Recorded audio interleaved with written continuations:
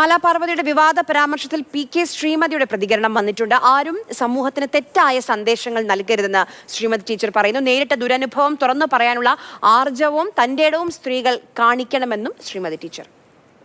ലൈറ്റായിട്ട് കാണേണ്ട ഒരു വിഷയമല്ല.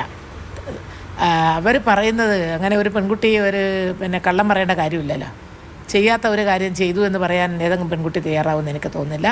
പെൺകുട്ടികൾ അങ്ങനെ ചെയ്യേയില്ല.